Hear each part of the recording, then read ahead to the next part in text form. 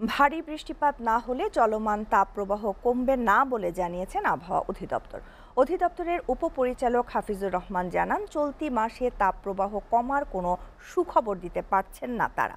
বুধবার থেকে তাপমাত্রা আরও বাড়তে পারে বলে শঙ্কা প্রকাশ করে তিনি আরও বলেন, পরিস্থিতি স্বাভাবিক হতে শক্তিশালী কালবৈশাখী ঝড়ই একমাত্র উপায়। হিট স্ট্রোকে সারা দেশে আরও ৩ জনের মৃত্যু হয়েছে। তাইফুর রহমান তুহিনের প্রতিবেদন।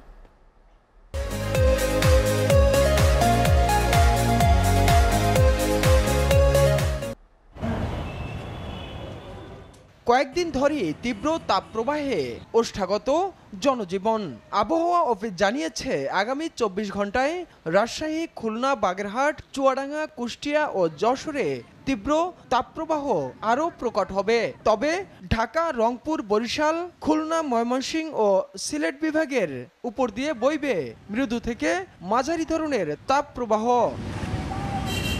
এমন পরিস্থিতিতেও জীবিকার তাগিদে রোদের তাপ উপেক্ষা করেই রাজধানীর সড়কে বেরিয়েছে নগরবাসী।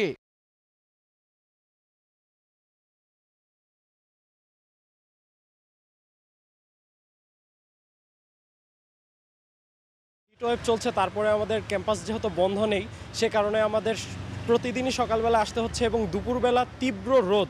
এই রোদে আমরা চোখ খুলেও চলতে পারছি না রাস্তার মধ্যে। অনেকজন আসে ভার্সিটিতে কিন্তু অসুস্থতার কারণে চলে যাচ্ছে, বা এটা আমাদের এডুকেশন সিস্টেমের উপর একটা বড় ধরনের ইম্প্যাক্ট করতেছে। তীব্র তাপদাহে সবচেয়ে বেশি কষ্টে নিম্ন আয়ের মানুষ।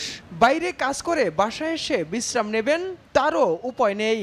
নিরুপায় হয়ে আশ্রয় নিতে হচ্ছে গাছতলায়। বাসায় গরম অনেক, ফ্যানের বাতাসেও আরো তাপ লাগে। গরমের তাপ প্রচুর তাপে, বুঝছে, প্রচুর তাপ দেখে এবারে জিরে তিনি গাইছি। বাসার মধ্যে গরম লাগে, এই জন্য আসছি।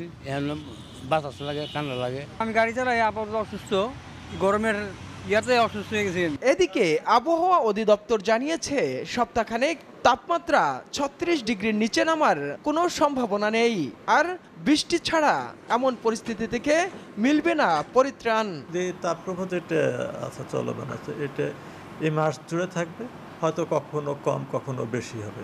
তাপমাত্রা কমতে হলে আমাদের তীব্র একটা কালবৈশাখী ঝড় দরকার, কিন্তু এখন পর্যন্ত যেটা দেখা যাচ্ছে আমাদের পূর্বাভাসে ওইরকম কোনো সম্ভাবনা নেই।